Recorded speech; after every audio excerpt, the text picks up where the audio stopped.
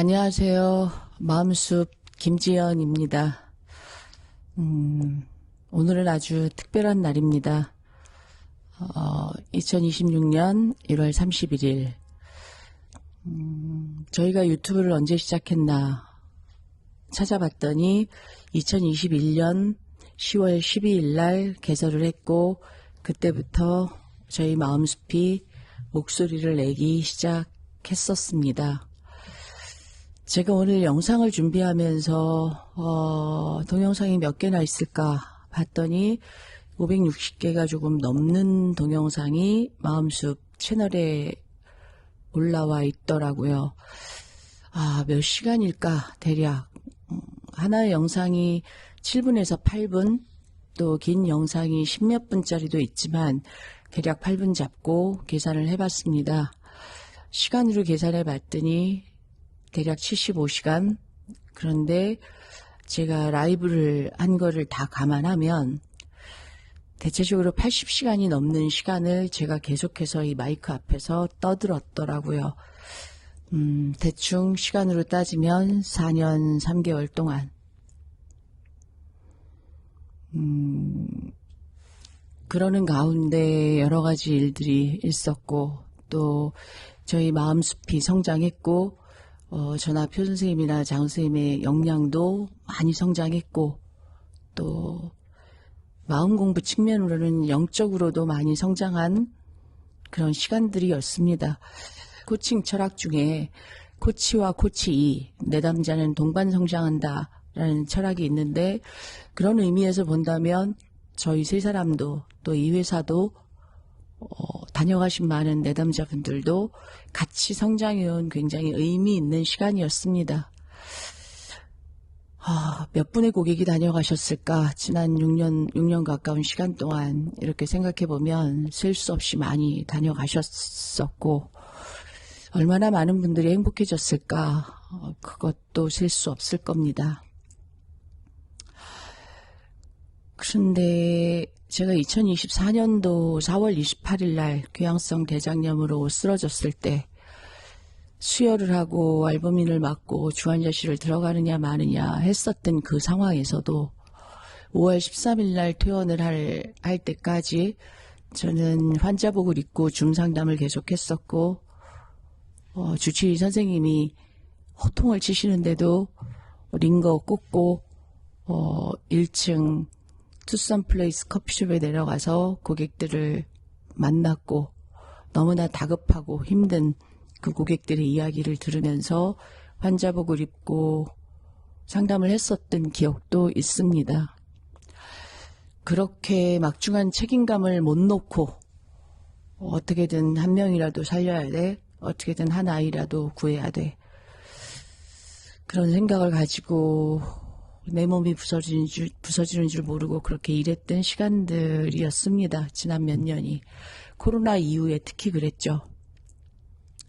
이건 제가 코로나 때 우리는 이렇게 방치한 청소년 아이들의 정서적 결손을 메꿔야 되는 시간이 오게 될 거다. 우리는 엄청난 대가지불을 하게 될 거다라고 예견했었는데, 그 예견이 현실이 돼서 그렇게 2024년 5년 몸이 부서지는 줄 모르고 일을 했고, 물론 궤양성 대장염이 만성질환이기 때문에 죽을 때까지 관리해야 되는 자가면역 질환이기도 했지만 2025년도 초반에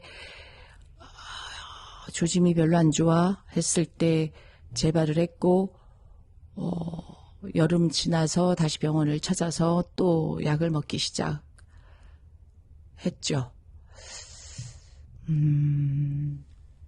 얼마나 많이 힘들었냐고 물으신다면 그렇게 많이 힘들진 않았습니다. 왜냐하면 이제 몸의 통증과 마음의 통증쯤은 분리해서 볼 수 있을 정도의 내공은 있어서, 그저 변기에 피가 쏟아지는 걸 보면 그렇구나, 오늘은 좀 안 좋구나, 이렇게 넘어갔었던 시간이고, 이러다 죽으면 어떡하지라는 불안도 없었습니다. 이러다 죽으면 되지, 그게 내 시간인가 봐, 뭐 이랬으니까 많이 고통스럽지는 않았는데 삶의 질은 좀 떨어져서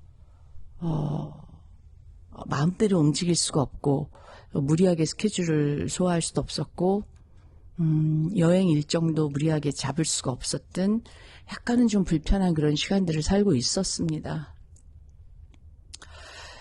그러다가 어느 날 지난달에 제가 표선생님한테 지나가는 말로 제 안의 내면의 목소리였던 것 같은데 표선생님 이제 유튜브를 그만할까봐 라고 얘기를 했을 때 우리 표선생님이 그러시면 안 되죠 박사님. 얼마나 많은 분들이 박사님의 영상을 보고 위안을 받고 해결을 해내가고 계시는데 그만두시면 안 됩니다. 이게 하셨고 저는 그냥 그래 그만두면 안 되겠지 그렇게 얘기를 하고 지나갔었던 기억이 있습니다. 그게 대략 한 달 전쯤이었습니다. 그래서 이 문제를 좀 심각하게 논의한 적이 없었고 장선생님한테도 얘기를 하지 않은 채로 저는 그냥 그래 해야 되나 봐 이러고 유튜브를 지속하겠다고 결정했고 그렇게 또 1월 영상을 준비를 했었습니다.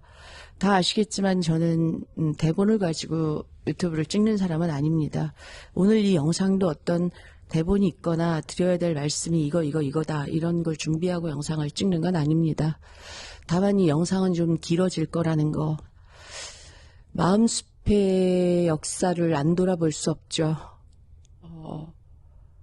저희는 사실은 시작은 인지행동 치료를 시작했었던 심리상담센터였고 그 과정에서 너무나 많이 고단했고 사람의 생각을 바꾼다는 건 쉬운 게 아니구나라는 한계에 부딪혔고 그러면서 칼 융이라고 하는 심리학자를 미친 듯이 파고들었던 시간들이 있었고 그러다 보니까 어느 순간 저희가 모든 문제점을 정신분석학적인 측면에서 바라보기 시작했고 사전상담 오시는 분들의 문제점을 정신분석학적인 그런 툴을 사용해서 분석해내고 보통 상담으로 접속되시는 분들은 정신분석학적으로 분석된 그 문제들을 최종적으로는 영성 코칭, 심리학적으로 말하면 초월 심리학적인 배경을 가지고 그 문제들을 적극적으로 해결해 드리는 단계까지 저희가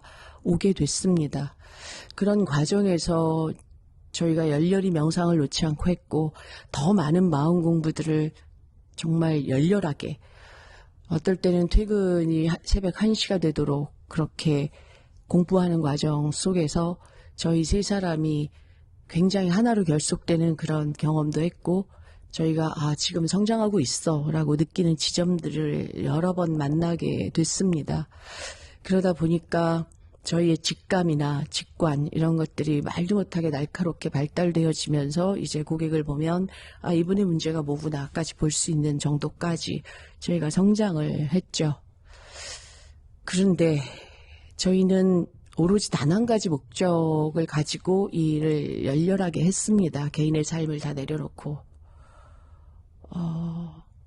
OECD 국가 중에서 20년 연속 청소년 자살률이 1위, 청년 자살률 1위인 이 나라. 초등학생의 삶의 만족도는 OECD 국가 중에 꼴찌에서 두 번째, 노인 빈곤율은 1위, 청년들의 삶의 만족도 꼴찌에서 두 번째. 이런 수치를 보면서 많은 분들은 자기 분야에서 그래도 대한민국은 건재해, 코로나도 이겨냈고 경제적으로 지금 이 정부가 내고 있는 성과를 보면 대한민국은 굉장히 희망적인 것 같고 지금 태풍이 오고 있는데 대한민국은 태풍의 눈인 것처럼 너무나 고요하게 평화롭게 이 전 세계에서 그 어느 나라보다도 안정적으로 이 삶을 영위해 가고 있는 것 같은데 심리상담을 하는 저로서는 이 모든 수치들 앞에서 절망하고 좌절하고 출산율 장려하지 마. 제발 낳아놓은 애들이라도 좀 잘 지켜봐. 이런 막 절규에 가까운 이런 내면의 목소리를 들으면서 안타까워하고 화가 나고 여전히 전 제 문제 아닌데요. 우리 애가 문제라고요. 이런 엄마들을 설득하고 화를 내고 어머님 상처가 있으시죠? 어렸을 때 어떤 상처가 있나요? 그러면 전 없는데요. 이렇게 시니컬하게. 나 너무 잘 컸어. 김지연이 너 잘못 보고 있어. 내 애가 문제라고. 이렇게 얘기하는 엄마들을 상대로 많이 화를 내고, 그러다 보니까 어느 순간에 이제 깊게 마음속과 연결되어 있는 어머님들은 아, 오늘 박사님한테 가면 혼나겠다, 이런 얘기들을 공공연하게 하시는 걸 보면서 아, 나는 카운셀러라기보다는 교사에 가깝구나 라는 그런 나의 정확한 뭐라 그래야 되죠? 색깔, 이런 것들을 알게 됐고, 내가 주로 엄마들을 많이 야단치고 있구나, 이런 것도 알게 됐죠. 그러다가 제가 1월 달에 찍은 영상을 이렇게 들여다보고 있는데, 이 들여다보고 있을 때,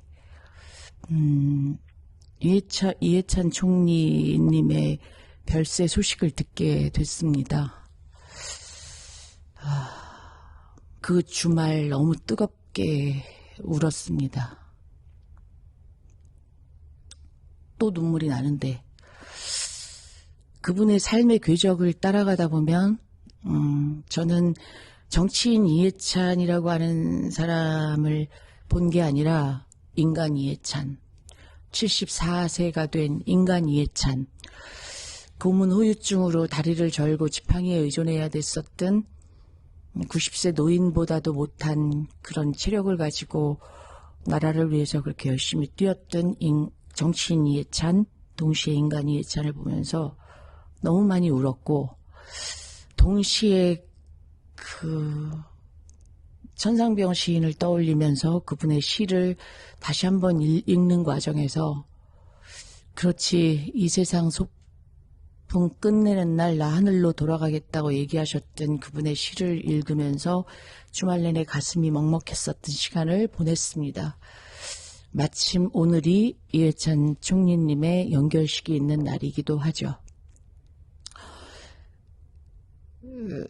그렇게 수요일날 출근해서 표선생님이랑 얘기를 나눴는데, 동시성의 원리인가요? 표선생님도 저와 똑같은 감정을 가지고 천상병 시인의 소풍을 읽고 시집을 읽었다는 이야기를 들었을 때, 아, 그렇구나, 이게 하늘의 메시지인지도 모르겠다라는 생각을 했습니다.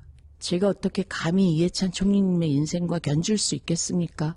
다만 정치인 이해찬이 아니라고 하더라도 아마 이 땅의 많은 사람들은, 저는 뭐 대한민국 청소년 우울, 자살하는 아이들, 교육 때문에 분열된 가정, 학교 때문에 죽고 싶은 엄마들, 이 모든 문제를 놓고 투쟁하듯이 여기까지 온 사람이라면, 또 너무나 많은 사람들은 각자의 분야에서 지금 당신들은 옳지 않다고 목소리를 내는 사람들이 한둘이겠습니까? 너무나 많은 사람들이 사람들의 행복을 위해서, 또 건강한 사회를 위해서 목소리를 내고 있다고 전 그건 자신 있게 말씀드릴 수 있습니다. 그런데 제 삶을 좀 돌아봤죠. 나는 그 이해찬 총리님의 개인의 삶을 들여다보면서 너무 마음이 아파서 울었는데, 저분의 삶은 소풍이었을까? 소풍은 아니었을 것 같아서.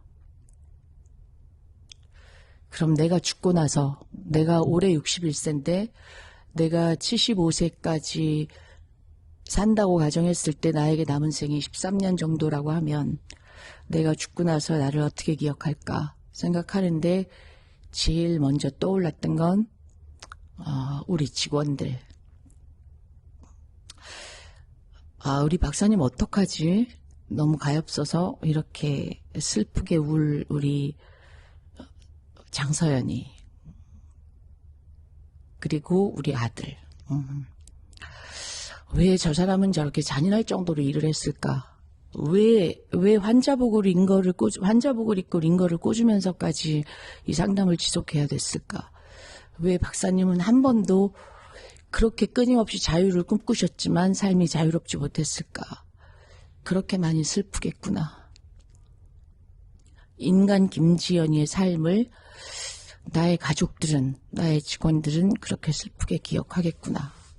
이 대답 앞에서 제 가슴이 갑자기 먹먹해지기 시작했습니다. 그렇구나, 그렇게 되겠구나 라는 생각이 들면서 많이 복잡했던 중에 제가 제 동영상 찍어놓은 것들을 쭉 들여다보기 시작했는데 작년 어느 때부터 제가 많이 화를 내고 있더라고요. 뭔지 모르는 화를 구독자들을 향해서 막 내고 있더라고요. 그리고 막 협박하고 있더라고요. 나는 왜 이렇게 화가 나 있지? 라는 생각을 하게 되면서 오랫동안 잊고 있었던 그 파레토의 법칙이 생각이 났습니다.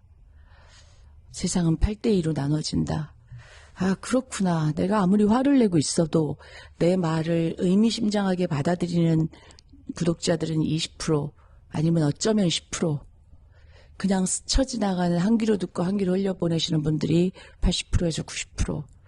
나는 이 유튜브를 지금 소비하고 있구나, 쓸데없이라는 생각이 좀 들어서 아, 이거 그만해야 되겠다라는 생각을 했습니다. 내 교양성 대장염은 어쩌면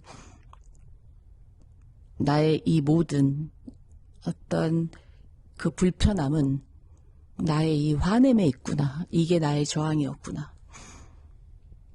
나에게 온 많은 부모들은 내 아이를 고쳐주세요. 제가 문제예요. 제가 문제라고요. 라고 얘기하고 있는 이 부모들에게 나는 얘 문제가 아니라 당신 문제라고 이렇게 화를 냈는데 내가 똑같이 이거 당신들 문제라고 똑같이 엄마들이 애를 향해서 손가락질하고 있는 그 손가락질을 내가 구독자분께 하고 있다라는 걸 깨닫게 됐습니다. 아, 나 내려놓지 못하고 있었구나. 놓아버려야 되겠구나. 세상은 변하지 않을 겁니다. 그런데 난 변하라고 소리치고 있구나. 그래서 내 몸이 부서지는 것도 모르고 이렇게 내 개인의 삶도 돌보지 못하면서 이렇게 살고 있구나라는 걸 너무나 강렬하게 깨닫게 됐습니다. 그래서 불과 얼마 전, 한 이틀 전 직원들에게 이제 난 유튜브를 그만할 거야 라고 얘기했고, 직원들은 저의 이야기를 듣고 박사님 맞는 것 같아요 라고 동의했고, 그래서 오늘 영상이 아마 제가 여러분께 드리는 마지막 메시지일 겁니다. 다시 시작하지 않으실 거냐고 물으신다면 그건 장담할 수 없습니다. 아마 다시 시작하게 된다면 저희 마음숲이 완벽하게 새로운 모습으로 다시 태어나서 장소도 옮기고 다른 컨셉으로 뭔가를 시작하게 될 때, 그때 제가 영상으로 여러분들을 찾아뵐 수 있을 겁니다. 그러나 멤버십은 계속 운영을 할 겁니다. 이번에 올라간 표 선생님의 엄마의 말 공부가 얼마나 좋았는지 많은 어머님들이 너무 좋았어요. 너무 좋았어요. 이렇게 얘기들을 하셔서 그 영상을 준비하기 위해서 표 선생님이 얼마나 많은 시간 동안을 공부했는지 제가 아니까 멤버십에 가입해 계신 분들을 위한 영상은 계속적으로 업로드를 할 생각입니다. 장 선생님이 지금 준비하고 있는 건 일종의 대학원 수업처럼 부모 코칭 학교, 그러니까 코칭학 개론에 가까운 코칭에 대한 전반적인 어떤 것들을 소개시켜드리고 공부시켜드릴 수 있는 영상을 준비 중이기 때문에 멤버십 영상은 계속 유지를 할 겁니다. 근데 등교 거부하는 아이들, 자퇴하려고 하는 아이들, 품행장애 아이들, 성적 일탈하는 아이들, 뭐 여러 가지 이야기,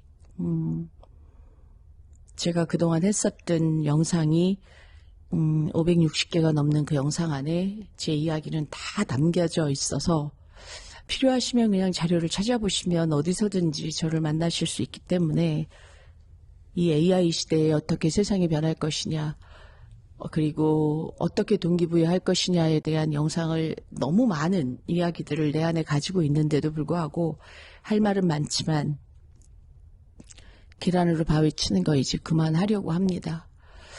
데이비드 호킨스 박사의 놓아버림을 이제 삶에서 좀 실천해 보려고 합니다. 마이클 에이싱어의 내어 맡김도 이제 삶에서 실천해 보려고 합니다. 저는 세상을 바꾸고 싶은 이 저항을 다 내려놓으려고 합니다. 애쓰지 않고 노력하지 않고 열심히 하지 않으려고 합니다. 전 개인적으로 저의 삶을 정의한다면 저의 남은 삶은 아무것도 아닌 사람으로 살다 가고 싶습니다. 저의 죽음은 아무것도 아닌 사람으로 살다가 너무나 가볍고 편안하고 아름답게 나비처럼 조용히 눈 감기를 바라는 사람입니다. 저의 죽음 뒤에 나의 장례식은 무빈소 장례식으로 샴페인 한 잔 마시면서 나를 추억하면서 웃어주고 내가 좋아하는 노래를 같이 들어주고 그런 축제와 같은 장례식을 원하는 사람입니다. 나의 남은 삶이 시끄럽지 않기를 바라는 사람입니다. 그래서 전 유명해지고 싶지 않은 사람이고 그래서 책도 출판하지 않고 있는 사람입니다.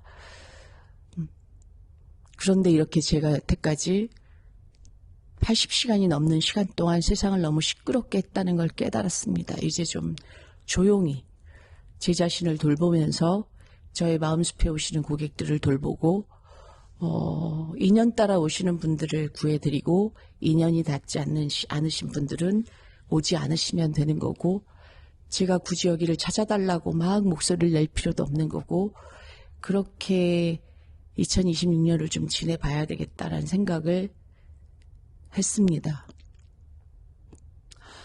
이런 결정을 하면서 제가 마음이 편한 이유는 저에게 전문가 교육을 받으셨던 대전에 김현지 선생님이 계십니다. 언젠가는 대전에 가서 영상을 찍어야 되겠다 생각했는데 글쎄요, 그럴 기회가 될지는 모르겠습니다. 저는 영상에 나오지 않을 거지만 김현지 선생님을 위해서 그런 영상을 또 준비해야 될 수도 있겠죠. 지금 대전에 상담센터를 오픈하시기 위해서 사무실을 계약하셨고 지금 인테리어 시안이 나왔고 지금 저와 계속 소통하시면서 가구를 고르고 계시고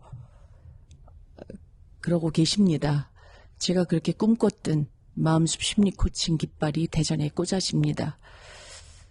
제가 처음 마음숲을 시작할 때 꿈꿨던 건 이런 거였습니다. 더 많은 사람을 교육시켜서 전국의 많은 사람들이 사람들을 행복하게 해줄 수 있다 그러면 교육부가 달라지지 않아도 밑에서부터 달라져서 대한민국이 좀 달라지지 않을까라는 가당치도 않은 꿈을 꾸고 가짜는 꿈을 꿨는데 이제 마음숲이 대전에 꽂아집니다. 그래서 제가 이제 막 싸우지 않아도 뭔가 달라지고 있다라는 그런 확신은 옵니다. 또 동기부여 전문가 과정에 합류하신 6명의 어머님들을 교육하면서 저는 여기서 굉장히 큰 희망을 보고 이분들이 뭔가를 할 수 있겠다라는 그런 확신도 옵니다. 이 수업은 가히 놀랄 만큼 저에게도 또 수업하시는 6명 어머님들에게도 수업을 같이 진행하고 있는 표 선생님에게도 굉장한 어떤 그런 혁신과 같은 그런 수업이어서 이 수업이 저희에게 주는 그런 포부 이런 것들이 너무 커서 당분간은 동기부여 전문가 과정 양성에 좀 몰입할 생각입니다. 어제 그룹 코칭 3기가 끝이 났습니다. 제가 그룹 수업을 몇 번 했나라고 생각해 보니까 대략 7번 정도인 것 같아요. 7번이었으니까 대충 그룹 상담에 참여하셨던 분들도 적지 않은 숫자인데 지금 이 그룹 코칭 3기는 좀 아주 특별한 수업이었습니다. 왜냐하면 계속 1기 때부터 접속돼 있던 어머님들이 또 공부하고 또 공부하고 또 공부하고 또 공부하겠다 이러면서 욕심내서 수업을 20명이 넘는 분들이 들었고 어제 어떤 어머님이 제가 오늘은 수업을 참석을 못하는데 마지막 수업인데 녹화본 받겠습니다. 그런데 저 4기 수업 찜하고 갑니다. 이렇게 오픈 채팅방에 글을 올려주셨는데 유감스럽게도 제가 어제 마지막 수업을 하면서 그룹 상담 여기서 잠시 중단하겠습니다라는 메시지를 드렸습니다. 많이 아쉬워하셨고 많이 우셨고 우리 부산에 있는 어머님은 그러지 않아도 2주 전에 박사님이 왠지 그룹 그만하실 것 같다라는 느낌이 들면서 막 불안했었다. 이게 현실이 되는군요라는 얘기를 하셨는데 이건 잠정 중단이라고 말씀을 드렸고요. 잠정 중단입니다. 언젠가 커뮤니티에 그룹 성장학교, 부모 성장학교 시작합니다. 이렇게 공지를 올려드리고 다시 시작하는 날이 올 겁니다. 언제인지는 모르지만 어머님들은 가까운 시일이기를 바라시는데 그것도 모르겠습니다. 전 뭘 계획하는 사람이 아니어서 내 안의 목소리가 이제 시작할 때가 됐어. 그럴 때 그룹 상담을 시작할 겁니다. 당분간은 커뮤니티를 통해서 소통을 하게 될 거고요. 오늘 불현듯 들은 생각은 이 허공을 날아다니는 말로 소통하는 게 아니라 글로 한번 소통을 해볼까라는 생각도 하긴 했습니다만 지금은 저에게 그럴 힘이 남아있지 않습니다. 너무나 많이 투쟁하고 싸우고 좀 외람되지만 말귀를 못 알아듣는 어머님들을 향해서 그 유튜브 내용의 주제도 이해하지 못하시는 분들을 향해서 제가 너무 많이 시끄럽게 떠들어서 이제 좀 조용히 좀 침잠하려고 합니다. 그리고 제 개인적인 얘기를 드리자면 한 달 전에 아들 집 옆으로 제가 이사를 했습니다. 이사의 명분은 시골에 있는 남편이 몸이 이렇게 안 좋으니까 응급 상황이 될 때 서연이 괴롭히지 말고 아들 옆으로 가. 아들이 있어야 내가 안심이 될 것 같아. 그래서 아들 옆으로 급하게 이사를 했는데 저의 꿍꿍이는 다른 거였습니다. 아들이 30이 넘었고 이제 결혼 생활을 한 지 1년이 됐는데 저는 사실 아들에게 더 많은 걸 주고 싶어서 한 이사였습니다. 10대 때 너무 힘든 아들을 지켜보면서 우리가 뭔가 같이 할 수 있는 게 없어서 또 그때 제가 박사과정에 있었기 때문에 아들과 따뜻한 밥 한 끼를 의미 있게 나눠보지 못했고 그렇게 또 많은 시간이 흘렀고 제가 마음숲을 운영하면서 더군다나 아들하고 가족으로서의 삶을 꾸려보지 못했는데 또 영국에서 온 우리 며느리는 이 땅에 부모가 없고 가족이 없는데 내가 이 아이를 위해서 뭘 해줄까? 내가 엄마가 돼줘야 되겠다. 남편은 아버지가 돼줘야 되겠다. 이런 생각을 가지고 며느리 아이를 지켜보고 있었죠. 그리고 이제 아들 옆으로 가서 저는 한 달에 2번은 꼭 우리 집으로 불러서 아들 내외와 밥을 같이 하고 오랫동안 음식을 하지 않았던 내가 밥 한 끼를 먹이려면 3시간씩 싱크대 위에 서 있어야 되는 걸 남편과 정성스럽게 음식을 준비해서 아들 내외와 밥을 나누고 이제 저는 아파서 술을 못하니까 그렇게 셋이 앉아서 막걸리 잔을 기울이는 걸 보면 정말 행복하다 이런 느낌을 요즘 많이 받고 있습니다. 며느리가 강내에 있는 어떤 커피집에 커피가 먹고 싶다고 그냥 아버지 같은 시아버지는 그 힘든 운전을 하면서 강릉 여행을 다녀오고 이런 시간들이 저에겐 지금 너무 귀중한 시간들이어서 아들에게 채워주지 못했던 그 정서의 그릇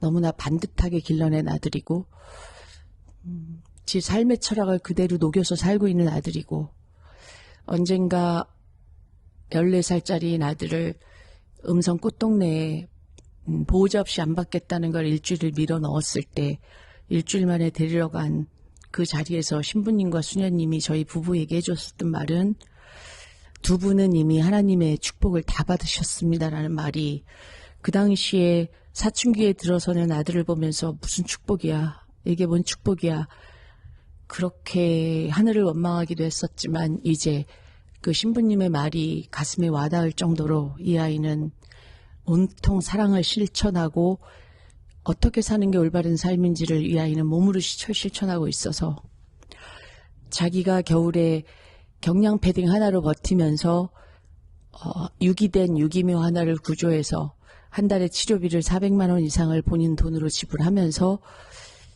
이 추위를 견뎠던 아들에게 파카 하나를 사줬더니 엄마 나라 치료비가 아니었으면 벌써 사 입었을 거예요. 그런 아들을 보면서 나 이 아이 너무 잘 길렀구나. 그 신부님이 얘기했었던 그 축복은 이런 거구나라는 걸 제가 몸으로 느끼고 마음으로 느끼고, 이 아들이 저에게는 아마 제 숨을 거둘 때까지 저에게는 가장 큰 자랑일 것 같습니다. 이 아들 옆에서 이제 내가 못 줬었던 10대, 20대 때 엄마의 따뜻한 밥 한 끼를 제대로 나눌 수 없었던 이 아들에게 이제 밥을 나누고, 내 손으로 한 밥을 나누고, 그렇게 같이 가족여행을 다니고, 아들과 나의 공동 취미인 맛있는 커피도 나누고, 좋은 음악도 같이 나누고, 세상 사는 얘기도 하면서, 같이 쇼핑도 다니면서, 이렇게 천상병 시인이 살아내셨던 그런 소풍 같은 삶을 내 생의 마지막 순간까지 살아야 되겠다라는 게 제 결심입니다. 그래서 유튜브를 접는 겁니다.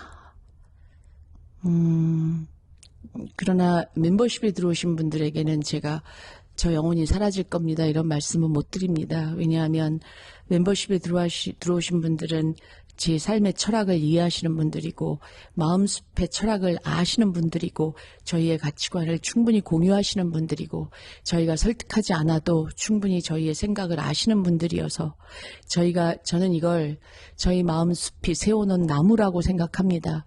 이렇게 온전히 서신 나무들을 향해서 제가 세상으로부터 숨겠습니다라는 말씀 못 드려서, 제가 멤버십에 저희 마음숲의 나무님들을 향해서는 가끔 인사 드릴 겁니다. 그러나 유튜브를 한 번쯤 저 왔다가 갑니다 이러면서 제가 말하고자 하는 바를 정확히 이해하지 못하시면서 그러시는 분들을 위해서 더 이상 저를 소진하지는 않겠습니다.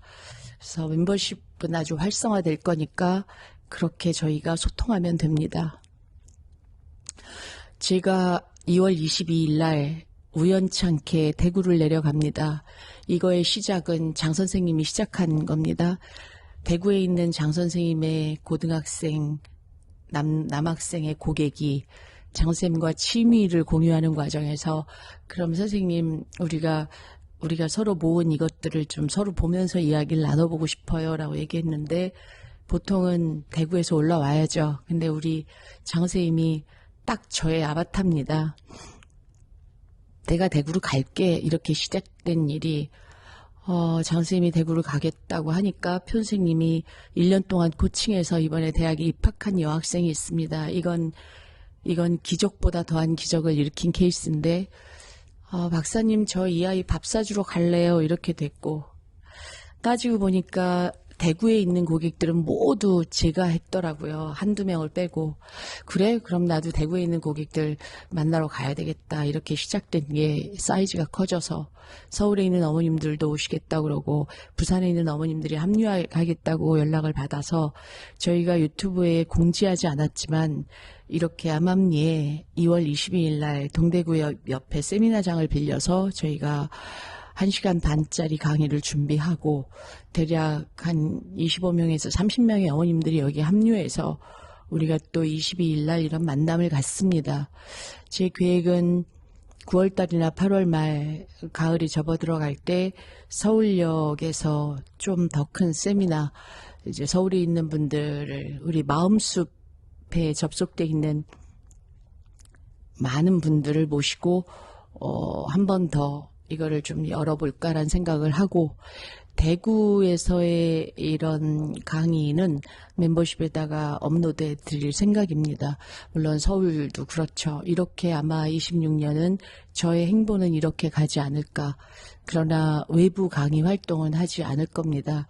그간 1월 달에 많은 강의 요청들이 있었고, 이런저런 곳에서 도와달라는 요청이 있었는데, 제가 이런 결정을 하기 전에는 그래, 가야 되겠다, 어디든 가야 되겠다, 히키코모리를 위해서 내가 뭔가 해야 될 일이 있으면 은둔형 외톨이들을 위해 도와야 되겠다, 내가 또 대학생들 진로 코칭하러 가야 되겠다, 이런 좀 열의가 있었는데, 이제 이런 모든 활동들을 저는 안 할 겁니다. 왜?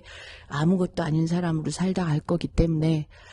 저는 오로지 누워 쓰러진 나무를 저희들이 세웠고, 그 세워진 나무들이 더 성장하고 또 그 세워진 나무들의 가정들이 행복해지고 그러는 일에 주력할 생각입니다.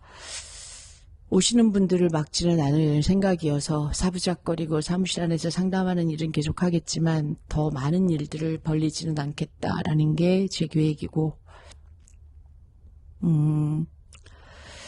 그간 우리가 얼마나 많은 일들을 해냈냐 이걸 돌이켜보면 이제서 고백하건대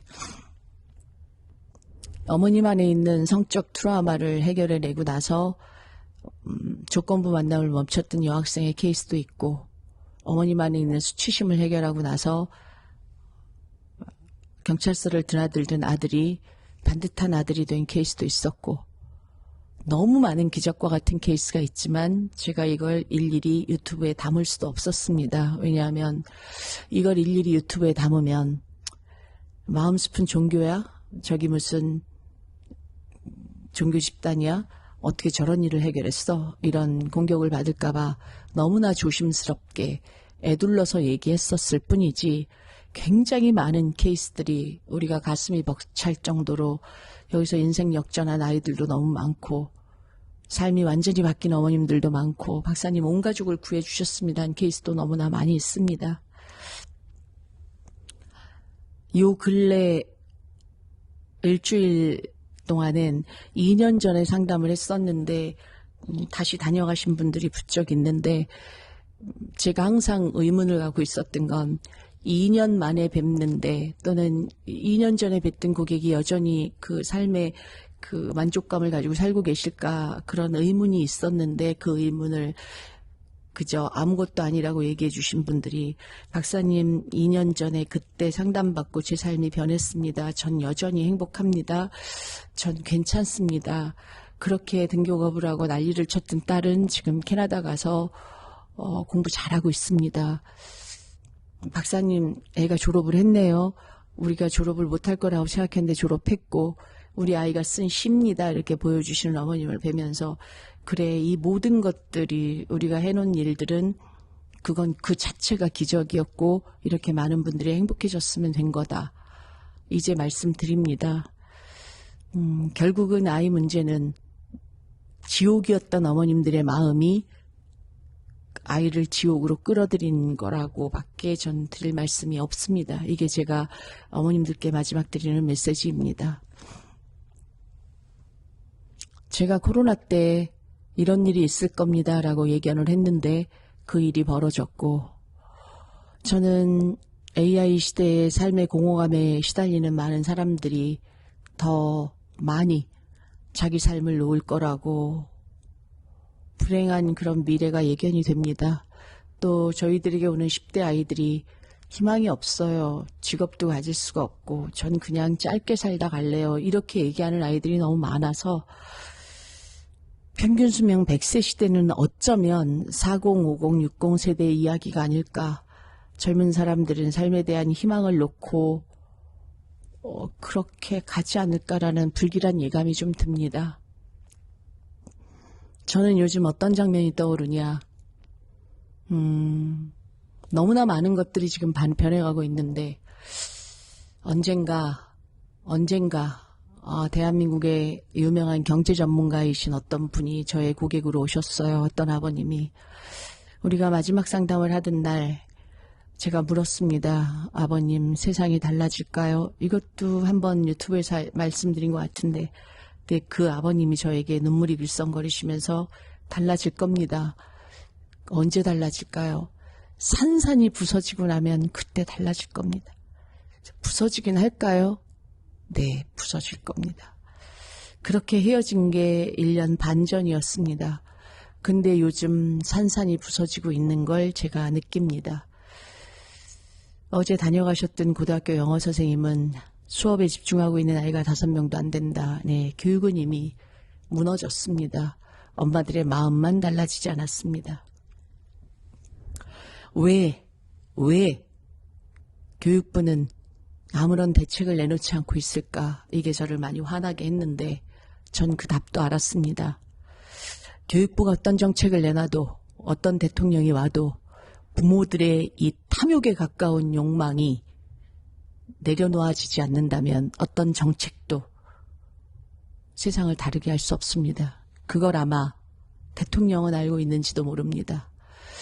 결국 산산이 부서져 내리고 나서 AI 시대와 더불어서 우리가 알고 있는 방정식, 서울대를 나오면 성공해, 서울대를 나오면 상위 1%가 돼, 서울대를 나와야 기득권층이 돼. 백그라운드가 없으면 성공하지 못해. 공부를 잘하지 않으면 인생 나락이야. 인서울 안 하면 사람 취급 못 받아. 그래도 좋은 대학은 나와야 되는 거 아니야? 이런 모든 공식들, 최소한 전문직이 돼야 삶이 안전해. 이런 삶의 가치관들, 여러분들이 믿고 있는 신념들, 여러분들이 생각하고 있는 삶의 철학들이 지금 산산이 부서져서 무너져 내려서 아닌가 봐. 나 내 아들 이렇게 애써서 서울대 보내놨는데 뭐지?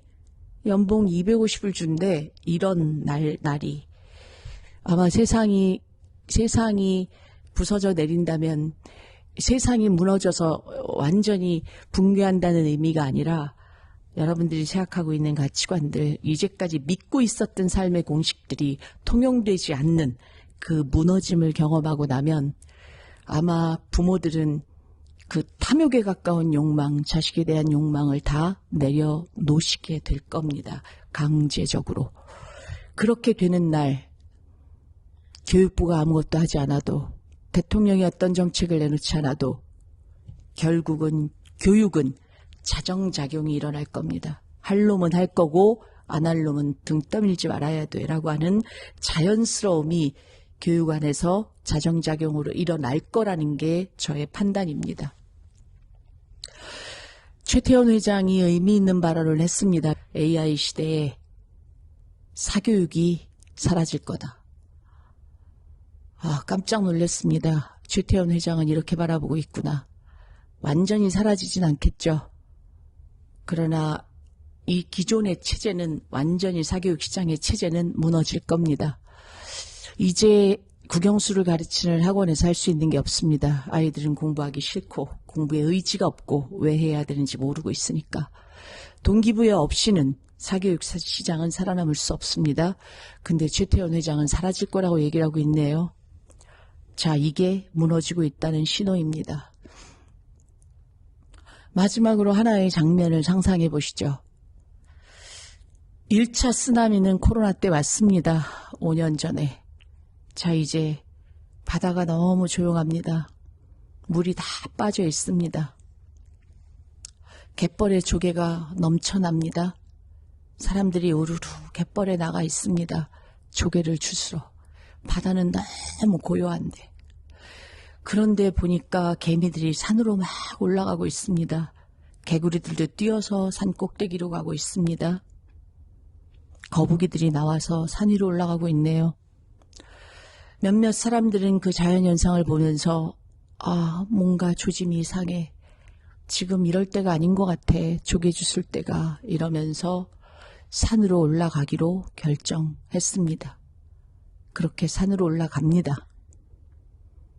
근데 여전히 많은 사람들은 조개를 열심히 줍습니다. 물이 들어오면 조개를 수 없으니까.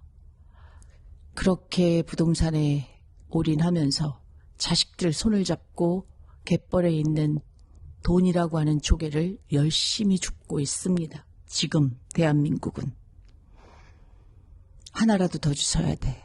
공부 열심히 해. 그래야 돈 벌 수 있어. 좋은 대학 가야지. 그래야 너 돈 버는 거야. 그러면서 갯벌에서 돈이라고 하는 조개를 정말 필사적으로 줍고, 주순 조개를 하나라도 떨어뜨리지 않으려고 조개를 담는 망이 뚫어졌는지 아닌지를 불안하게 되돌아보고 점검하면서 가득 차면 또 하나의 가방을 어깨에 메고 그렇게 조개를 열심히 줍고 계십니다. 자식들과 함께. 그런데 어쩝니까? AI라고 하는 쓰나미가 이제 곧 올 겁니다. 코로나라고 하는 쓰나미를 1차 겪었을 때도 우리는 정신을 못 차렸습니다. 왜? 저는 코로나가 끝나고 나면 좀 사람들의 가치관이 달라지지 않을까? 우리가 우리의 삶을 통제할 수 없다면 이제 행복한 삶을 살아야 되는 거 아니야? 이럴 줄 알았더니 아무것도 달라지지 않더라고요. 근데 이제 이 아이와 함께 오는 이 쓰나미는 여러분은 올까 말까도 아니고 아닐 거야 나쁘기만 할까도 아니고 이제 산으로 대비하지 않고는 여러분이 대비책을 가지고 있지 않고는 이 쓰나미가 왔을 때 열심히 갯벌에서 아이 손잡고 조개 하나 더 주스려고 그렇게 길을 쓰고 노력했던 이 많은 사람들이 자식과 함께 침몰하고 쓰나미에 덮쳐져서 그 물에서 발버둥치는 그런 현실이 올 겁니다. 제가 본 미래입니다. 이걸 국가가 구할 수 있냐? 못 구합니다. 그러면 누가 구할 수 있냐? 아무도 못 구합니다. 갯벌에서 조개 줍는 것을 멈추지 않으면 내가 하고 있는 게 맞아? 이게 진짜 맞는 거야?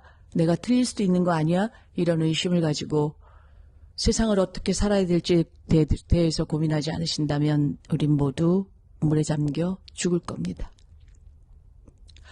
젠슨 황도 농부가 돈을 버는 시대가 왔다라고 얘기를 하고 너무나 많은 미래학자들은 지금 이런 방식으로는 안 된다고 얘기하고 그런데도 듣지를 않고 그런데도 대학을 보내겠다고 겨울이면 현강을 돌리고 애를 쉴 수도 없을 만큼 숨 쉴 수 없게 내돌리고 있는 이 많은 부모들은 갯벌에서 조개 줍는 일을 멈추지 않을 겁니다.